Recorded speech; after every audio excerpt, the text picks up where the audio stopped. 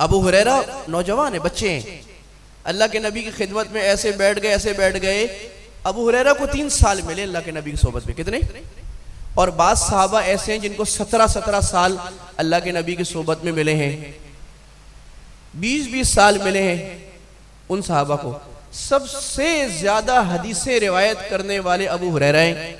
کہاں 3 سال، کہاں 20 سال. وہ 3 سال والے نوجوان نے اتنا علم لے لیا کہ آج کوئی محدث اپنے حدیث کے سبق میں جب تک ان ابی ہریرہ قال رسول اللہ نہیں کہتا حدیث پوری نہیں ہوتی. ہر دوسری تیسری حدیث ان ابی ہریرہ.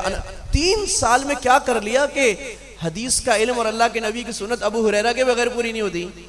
تو ابو ہریرہ کو کسی نے کہا کہ ایک مرتبہ نا حجاج مروان نے بلایا ابو ہریرہ کو، کہا ابو ہریرہ کے حافظے کا امتحان لیتے ہیں.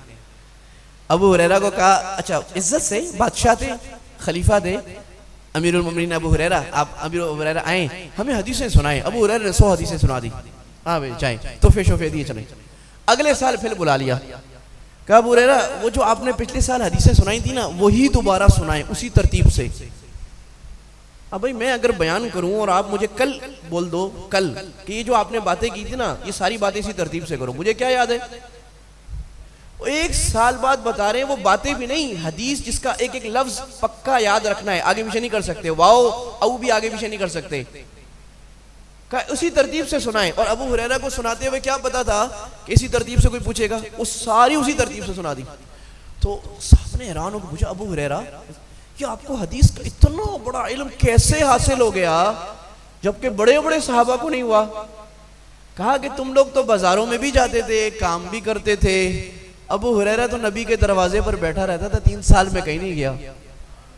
2 دن کا فاقہ ہوتا تھا، 1 دن کھانے کو ملے، 2 دن کھانے کو نہیں ملا، 3 دن کھانے کو نہیں ملا، ابو ہریرہ نبی کا دروازہ نہیں چھوڑتا تھا.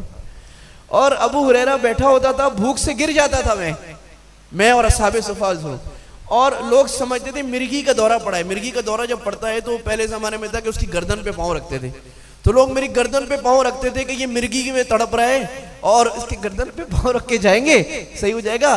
خدا کی قسم مرگی کا دورہ نہیں ہوتا تھا، بھوک ہوتی تھی، میں پھر بھی اللہ کے نبی کا دروازہ نہیں چھوڑتا. اس محنت نے ابو ہریرہ کے نام کو امر کر دیا. آج لاکھوں کروڑوں دفعہ ابو ہریرہ کا نام آتا ہے رضی اللہ عنہ مروان، حدیث کے امیر المؤمنین بالاتفاق صحابہ میں.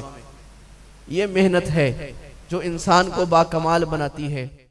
مشہور و معروف علماء کرام کے بیانات اور حمد و نعت کے لیے ابھی سبسکرائب کیجئے ہمارا YouTube channel RM Islamic media.